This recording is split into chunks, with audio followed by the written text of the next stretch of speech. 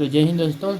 तो स्वागत है फिर से एक बार आप लोगों का आपके अपने भाई के यूट्यूब चैनल IAS में टारगेट में। तो दोस्तों आज हम जो हिस्ट्री का नोट्स एनालिसिस कर रहे थे, तो जहाँ तक कर लिए हैं तो पीछे वीडियो है, आप लोग उनको जाके दोबारा देख सकते हैं। बाकी वहाँ से हम आज आगे चलेंगे, ठीक ना। तो आप लोगों को पहले बता दें कि ये जो नोट्स है, ठीक ना, ये नोट्स जब हम क्लास कर रहे थे हिस्ट्री का, इतिहास का, तब ये अपने हाथों से हमने तैयार किए। देखिए नोट्स तैयार करने में हमने अपने हाथों से ये हिंदी लिखे, यानी कि अपने माइंड से। तो संभवतः हो सकता है कहीं कि हिंदी का स्पेलिंग यानी कि उच्चारण जो लिखते हैं तो संभवतः वो गलत भी हो, लेकिन हम जो अभी अपने आप मतलब अपने से एनालिसिस करेंगे तो उनको तो हम सही ढंग से बोल देंगे, ठीक ना, क्योंकि हम लिखे हैं, तुमको मालूम है कि ये क्या चीज़ लिखे हैं।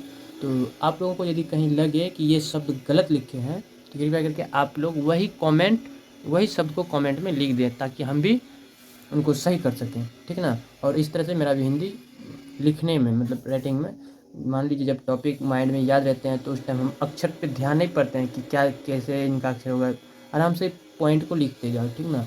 लिखने के बाद में रियलाइज़ होते हैं तो पता चलता है, तो हम खुद से लिखते हैं और खुद से रियलाइज़ करते हैं।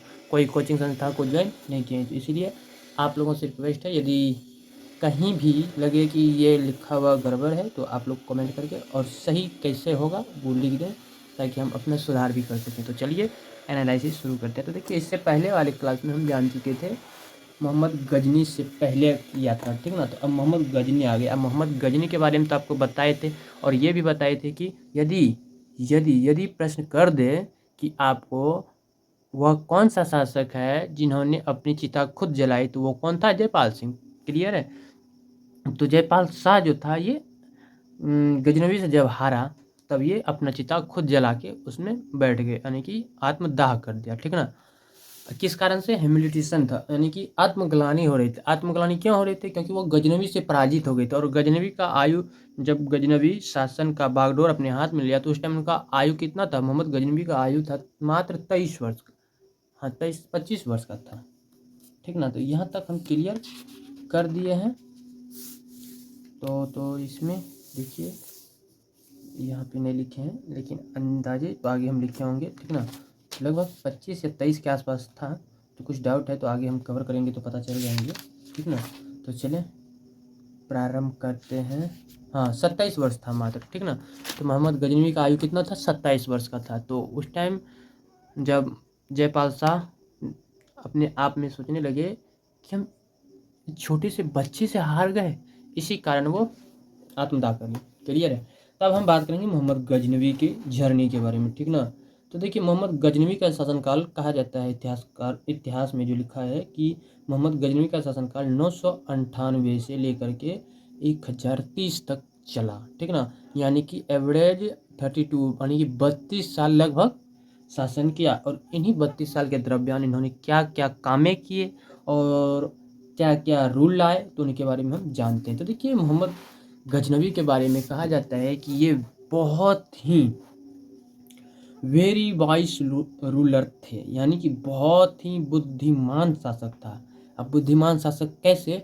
इन्होंने धर्म को सही तरह से यूज किया अपने शासन को चलाने के लिए, ठीक ना। अपने साम्राज्य को चलाने के लिए सही तरीका से धर्म का यूज किया। और ये जो है two great advantage of religion and उलेमा। अब कहा जाता है कि ये जो है धर्म व उलेमा का बहुत लाभ उठाया, ठीक। तो यहाँ पे अब मान लीजिए जैसे यहाँ अब प्रश्न कर देंगे आपको कि मोहम्मद गजनवी को जो है, अब कोई भी शासक है तो शासक को शासन चलाने के लिए, इससे पहले वाले क्लास में बता चुके हैं कि शासन चलाने के लिए सबसे ज़्यादा ज़रूरी होती है पैसा। पैसा है तभी शासन चलेंगे, ठीक ना। यदि पैसा नहीं है तो शासन संभवतः बहुत ही कम, यानी कि ना के बराबर नहीं ही चलेंगे। तो इसके लिए, शासन चलाने के लिए तो पैसा चाहिए ना। तो पैसा के लिए सुब्रतकिन ने क्या किया? भारत की ओर आक्रमण करना प्रारंभ किया। और आक्रमण करने के बाद जो है जब वो डेट हो गए, मतलब वो ख़त्म हो गए, तो उनके पुत्र मोहम्मद गजनवी आते हैं और मोहम्मद गजनवी भी वही प्रक्रिया को प्रारंभ करते हैं, आक्रमण करते हैं और पैसा लेते हैं, और उससे शासन उनका चलता है, ठीक ना। तो उसी प्रकार जो है ये, यदि मोहम्मद गजनी से कोई पूछ ले या सवाल में पूछ दे आप लोगों को, या हम ही से पूछ ले कि मोहम्मद गजनवी के सामने यदि ऑप्शन रहे कि वो या तो उलेमा को अपनाए, पुजारी जिसे कहते हैं। तो उलेमा के बारे में यहाँ जिक्र किया है। उलेमा का अर्थ होता है कि धार्मिक पुजारी। जैसे हिंदू धर्म में मंदिर में पंडित जी रहते हैं और मस्जिद में मौलवी रहते हैं, वैसे अलग अलग धर्म का अपना अपना एक पुजारी होते हैं, जो मुख्य पुजारी को ही उलेमा कहते हैं, ठीक है ना, उलेमा। तो यहाँ पे जो है हम ये समझा रहे थे कि मोहम्मद गजनी के सामने यदि आ जाए उलेमा, वो उलेमा चाहते हैं या वो धर्म को चाहते हैं या वो राज्य चाहते हैं, तो उनका तीन में से उन किन को देखेंगे? तो सबसे पहले राज्य को देखेंगे। राज्य से भी पहले वो पैसा देखेंगे। पैसा रहेंगे तभी तो राज्य चलेंगे ना, और राज्य चलाएंगे तो पैसा की ही बदौलत ना धर्म रिलीजन जो भी है। तो आगे देखिए, तो वही प्रश्न यहाँ पे लिखेंगे। क्वेश्चन, यदि मोहम्मद गजनवी के लिए राज्य ज़्यादा जरूरी है या धर्म या उलेमा, तो राज्य को चलाने के लिए पैसा ज़्यादा जरूरी है, और अफगानिस्तान में ये स्रोत नहीं था। इसलिए इतिहासकार फिरदौसी ने अपने बुक शाहनामा में लिखा कि गजनवी सबसे पहले अपने राज्यों को देखेंगे, ना कि धर्म को देखेंगे, ठीक ना। तो अब धर्म का किस तरह से यूज किया गजनवी ने, उनके बारे में जानते हैं। तो देखिए, धर्म का शाब्दिक अर्थ है अंधेरे से प्रकाश की ओर। उन्हीं को धर्म का यही रूल है, यानी कि धर्म का अर्थ ही, धर्म यही बताते हैं कि यदि आप अंधेरे में हैं तो धर्म की डोर पकड़ के या धर्म का सहारा लेकर किस तरह से आप प्रकाश की ओर जा सकते हैं। तो यही, यदि धर्म अंधेरे से प्रकाश की ओर ना जाकर कोई अन्य रास्ता अपना लेते हैं जिसमें मरने मारने की, तो इसी संदर्भ में कार्ल मार्क्स ने कहा था कि धर्म एक अफीम है। यानी कि धर्म एक अफीम याद है ना आप लोगों को जो समझाए थे, अफीम एक नशीला पदार्थ होते हैं, ठीक है ना, जैसे कि शराब दारू वगैरह होते हैं, ये सब नशीला पदार्थ। तो इसी प्रकार अफीम एक नशीला पदार्थ है, और जो उनका सेवन करते हैं वो भी मारने काटने की ज़्यादातर बातें करती है, ठीक है ना।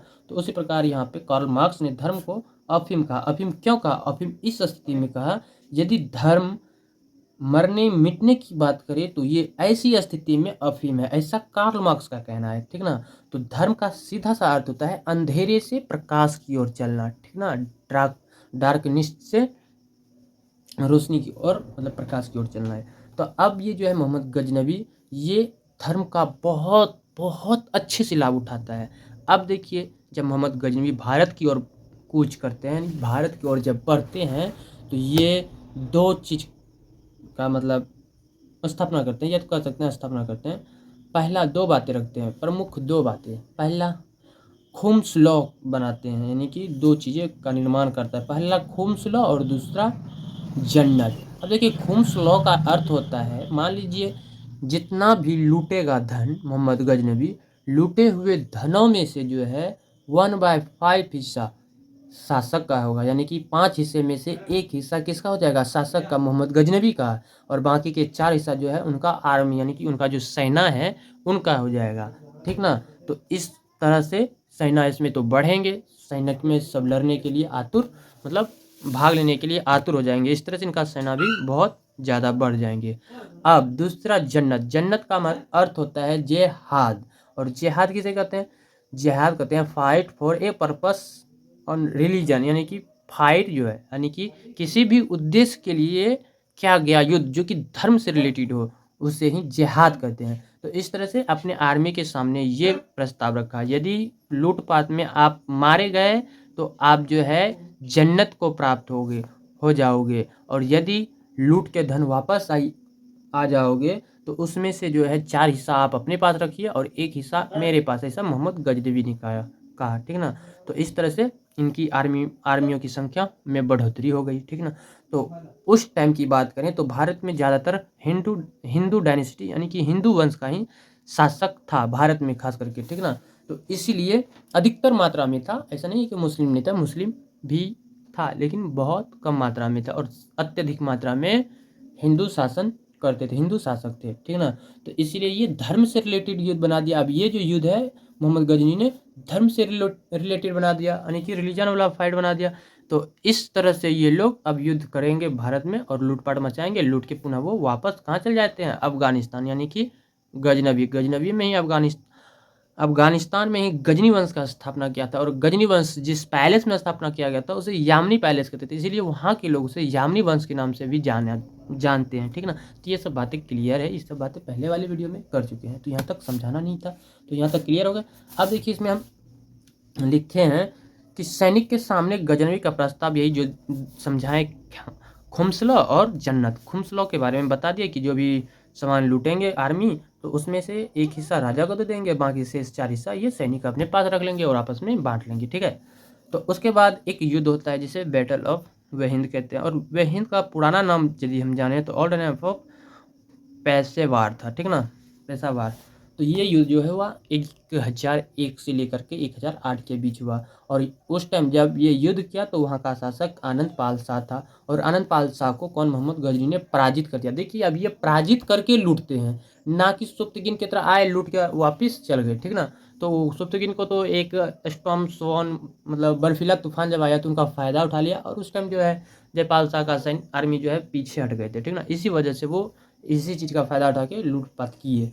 उसके बाद मोहम्मद गजनी तो डायरेक्ट आक्रमण किया और पराजित करके लूटपाट करके पुनः वो वापस भी चल जाते थे। ऐसा नहीं कि वहाँ पे अपना साम्राज्य स्थापित करते थे, उनका मुख्य उद्देश्य था साम्राज्य बनाना नहीं, बल्कि धन एकत्रित करके अपने गजनी ले आना और गजनी का शासन व्यवस्था को चलाना। ठीक ना, तो उनका मुख्य उद्देश्य था पैसा। ठीक ना, तो इस दृष्टि से देखिएगा, ना कि हिंदू मुस्लिम की दृष्टि से देखिएगा, क्या कि इतिहास है, इतिहास को इतिहास की तरफ पढ़ना है। ठीक है, तो चलिए, तो यहाँ पे देखिए प्रथम युद्ध फिर से इन्होंने एक युद्ध किया। पहला युद्ध तो इन्होंने पंजाब के शासक जयपाल के साथ किया, पुनः एक बार फिर युद्ध हुआ बैटल ऑफ वहिंद। और ये युद्ध 1001 से लेकर 1001 और 8 में हुआ। और इसमें जो है इन्होंने आनंद पाल शाह को पराजित कर दिया। इस तरह से मोहम्मद गजनी ने भारत पर, तो अब देखिए मोहम्मद गजनी ने इस तरह से भारत पर आक्रमण करते थे। तो वो सबसे ज़्यादा कहाँ, तो वो सबसे, अब देखिए मोहम्मद गजनी जो है उस टाइम, अब मोहम्मद गजनी जो है जब आक्रमण करते हैं तो उनका मुख्य उद्देश्य क्या है, पैसा। ठीक ना, काहे कि आक्रमण करते हैं और पराजित करके पैसा लूट करके चल जाते हैं। तब यहाँ ये समझना है कि यदि वो पैसा के लिए आक्रमण कर रहे हैं तो वो ये भी अनुमान लगाएंगे कि भारत में कौन सा ऐसा जगह है या जो भी एरिया में उन्होंने शासक को पराजित किया, तो उस शासक उस राज्य उस एरिया में वो ये देखेंगे कि इसमें सबसे ज़्यादा पैसा कहाँ जमा होंगे। तो प्राचीन काल में कहा जाता था कि उस टाइम का जो हिंदू धर्म का जो भारत में शासन चल रहा था, तो वो सारा हिंदू किसी न किसी तरह से मंदिर से कनेक्ट रहते थे। ठीक ना, इंटरनल रिलेशन रहते, मतलब कोई ना कोई तरीका से मंदिर से जुड़ा रहता था। यानी कि कह सकते हैं कि सेंट्रल ऑफ ऑल एक्टिविटी, यानी कि हर तरह का कार्य जो है मंदिर से जुड़ा रहता था। इसीलिए मोहम्मद गजनी डायरेक्ट टारगेट किसको करते थे, मंदिर को। यदि वो मंदिर पर आक्रमण करते हैं तो उसको बहुत सारा धन प्राप्त हो सकता है, हो सकता नहीं, होता ही था। ठीक ना, क्योंकि हिंदू डायनेसिटी में ज़्यादातर लोग मंदिर से जुड़ा रहते हैं। ठीक ना, इसलिए तो इन्होंने सबसे पहले अटैक कहाँ पे किए, तो अटैक ऑन टेम्पल, मंदिरों पर इन्होंने सबसे ज़्यादा आक्रमण किया। वो आए क्यों किया, क्योंकि सेंटर ऑफ ऑल एक्टिविटी, यानी कि हर तरह का कार्य किसी न किसी तरीका से टेम्पल से जुड़ा रहता था। तो इन्होंने 1009 में नागरकोट टेम्पल पे आक्रमण किया। उसके बाद 1012 में थानेश्वर टेम्पल पे आक्रमण किया। फिर 1018 में मथुरा टेम्पल पे आक्रमण किया। उसके बाद 1025 में इन्होंने सोमनाथ टेम्पल पे आक्रमण किया। कहा जाता है कि जब इन्होंने सोमनाथ टेम्पल पे आक्रमण किया तो इतिहासकार ने कहा कि सोमनाथ मंदिर यानी सोमनाथ टेम्पल जो है वहाँ पे जब मोहम्मद गजनी बोल रहे हैं, हाँ गजनवी है, तो मोहम्मद गजनवी ने जब सोमनाथ टेम्पल पे आक्रमण किया तो कहा जाता है इतिहासकारों के द्वारा कि 11 ऊँट पर सिर्फ की, यानी कि मंदिर का जो चाबी होते हैं खजाने का, वो चाबी ले गए 11 ऊँट पर लाद करके। कहाँ, तो अफगानिस्तान गजनवी। ठीक ना, तो ये आक्रमण के बाद जो है ये लोगों यानी कि सिटी बैंक, एक तरह से इनको ये सिटी बैंक कहते थे। मोहम्मद गजनी जो है सोमनाथ मंदिर को सिटी बैंक कहा। ठीक ना, तो 11 ऊँट पर की चाबी ले गया गजनवी, उसके बाद शांत हो गया। जब ये 11 ऊँट पे चाबी ले गया तो इनके बाद से आक्रमण में ये शांत हो गए, यानी कि इसको संतुष्टि मिलेगा, बहुत ज़्यादा पैसा हो गया। लेकिन लूटपाट करने की आदतें थे तो ये जल्दी उतना शांत हो भी नहीं सकता, इसलिए ये लूटते लूटते ही मर जाते हैं। तो इसके बारे में देखिए, जब ये मंदिर टेम्पल पे आक्रमण कर रहे थे, अटैक कर रहे थे, तो इससे पहले इन्हें कई बार जाट संप्रदाय ने मतलब चुनौती दी कि एक बार हमसे युद्ध करो। तो इसी दरमियान इन्होंने, मोहम्मद गजनवी ने किनसे युद्ध किया, तो जाट से, यानी कि जाट से 1027 में अटैक ऑन जाट, यानी जाट पर इन्होंने आक्रमण किया।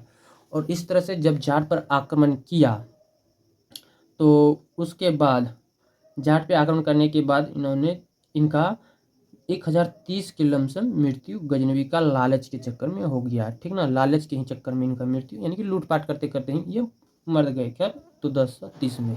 तो अब बात करते हैं गजनी के भारत आने से क्या क्या परिवर्तन हुआ। जैसे मान लीजिए गजनी जब भारत पर आक्रमण कर रहे थे तो उस टाइम हिंदू डायनेसिटी, यानी कि हिंदू वंश का जो शासक था, हिंदू डायनेसिटी रूलर, तो वो भी तो कुछ सोचते होंगे ना, तो उन्हीं को आप जानते हैं। तो जब भारत पर मोहम्मद गजनवी आक्रमण किए तो कुछ क्या, दो परिवर्तन हुआ। सबसे महत्वपूर्ण परिवर्तन दो हुआ।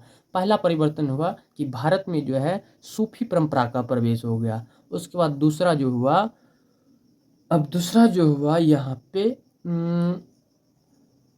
पॉलिटिकल वैक्यूम बढ़ जाएगा, यानी कि पॉलिटिकल वैक्यूम जो है वो बढ़ जाएगा, पैदा हो जाएगा, ठीक ना। तो अब यहाँ पे हम वही चीज़ समझते हैं। तो जैसे देखिए, ये छोटे छोटे रजवाड़े हम उदाहरण में समझाएं। मान लीजिए उस टाइम भारत जो है यूनियन, एक संघ नहीं था। जैसे अभी मान लीजिए भारत जो है क्या है, एक यूनियन है, यानी कि राज्यों का संघ है। कुछ भी हो, लेकिन भारत से ये राज्य अलग नहीं हो सकते। भले ही राज्य के अंदर में राज्य टूट टूट के बिखर उखर जाए, जो भी हो जाए, लेकिन ये भारत से अलग नहीं हो सकते, यानी कि ये अभी एक यूनियन है। लेकिन उस टाइम का जो शासन व्यवस्था था, उस टाइम वो अलग अलग छोटे छोटे रजवाड़ों में क्या था, बटा हुआ था। और छोटे छोटे रजवाड़े में जब बटा हुआ था तो फॉरेन यानी कि विदेशी आक्रमणकारी को अटैक करने में बहुत ही आसान था। और छोटे छोटे रजवाड़े पे आकर के आक्रमण करते थे और लूट करके वो चल जाते हैं, ठीक ना। तो इस तरह से गजनी के आक्रमण से छोटे छोटे रजवाड़ों खत्म होने लगे। जैसे मान लीजिए मोहम्मद गजनी ये छोटा सा रजवाड़े पे अटैक किए, तो ये जिस पे अटैक, जहाँ अटैक करते थे और वहाँ का शासक को पराजित कर दिया, तो वो पूरा समाप्त ही हो जाते थे। यानी कि छोटा सा रजवाड़े था, यानी कि छोटे छोटे भागों में बटा हुआ था, तो वो रजवाड़े पूरा समाप्त हो जाते थे। तो इस तरह से छोटे छोटे रजवाड़ों पे जब मोहम्मद गजनी द्वारा आक्रमण किया गया तो पूरा ये खत्म हो गया। खत्म धीरे धीरे जब सारा छोटे छोटे रजवाड़े खत्म हो गए, तो इसी द्रव्यान जो है, ये सभी क्षेत्र जहाँ जहाँ अटैक हुए वो सब क्षेत्र में क्या हो गए उत्पन्न, तो पॉलिटिकल वैक्यूम उत्पन्न हो गया, यानी कि राजनीतिक शून्यता पैदा हो गया। अब यदि राजनीतिक शून्यता पैदा हो गई तो इन सभी को एक करके एक शासन चलाने, यानी कि सभी को एक जगह संघ बना करके चलाने के लिए एक शासक की आवश्यकता है। इसलिए emergency of a new Rajput आना, यानी कि तत्काल के लिए राजपूत में से एक सम्राट आगे बढ़ा और यही आगे सबका बागडोर संभाले, ठीक ना। तो चलिए, इसमें जो ये था कुछ टॉपिक, इसको हम समझा दिए आप लोगों को।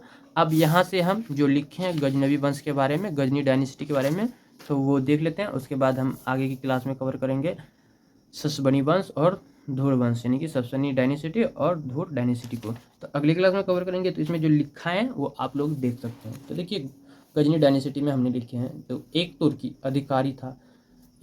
अधिकारी था जिसका नाम सोप्तगीन था। वो 10वीं सदी के अंत में गजनी में एक छोटे से राज्य को संगठित किया। एक छोटे से राज्य को क्या एकत्रित करके संगठित किया।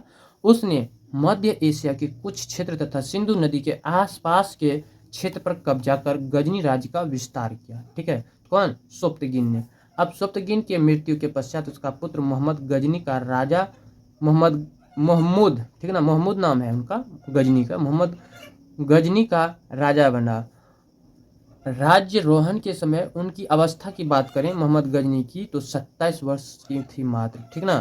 तो मोहम्मद गजनी ने गजनी के राज्य को एक साम्राज्य में तब्दील कर दिया, ठीक। उसके विस्तार की मुख्य महत्वाकांक्षा मध्य एशिया में ही थी। उसे अपने साम्राज्य विस्तार के लिए व्यापक धन की आवश्यकता थी, जिसके लिए वो भारत की तरफ बढ़ा। अतः उसने भारतीय भूभाग पर अनेकों, यानी कि कहा जाता है कि 17 बार, अनेकों बार आक्रमण किए। क्लियर है।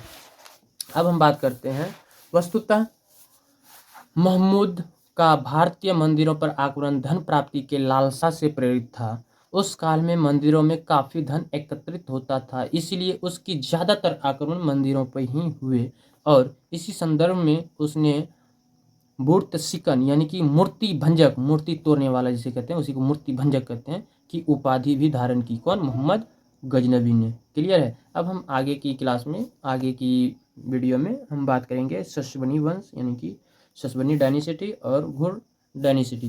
तो इसमें देखेंगे ये सब जो है ये इनकी मतलब एक कह सकते हैं कि उनका उत्तराधिकारी तो नहीं कह सकते हैं, उनका एक कमांडर रहते हैं, यानी कि पूरा जो रहते हैं ना वो सेना को हैंडल करने वाला, तो वो एक कमांडर है। अब ये दोनों कमांडर जो है इनकी मृत्यु के पश्चात ये कमांडर ही राज्य को संभालते हैं। तो किस तरह संभालते हैं और क्या दो ये कमांडर दो भाई रहते हैं, ठीक है ना, दो भाई। तो अब देखते हैं दोनों भाई में क्या टकराव होते हैं, ये दोनों बढ़ के आगे बढ़ते हैं। तो इस सभी के बारे में अगली क्लास में हम जानेंगे। इसमें यदि आप लोगों को वीडियो अच्छा लगा तो प्लीज़ एक लाइक कर दीजिए और साथ में बेल आइकन को प्रेस कर लीजिए। चलिए इस तरह से हम स्टडी को जारी रखते हैं। अब मिलते हैं अगले वीडियो के साथ, तब तक के लिए love you, all of you, bye, good night.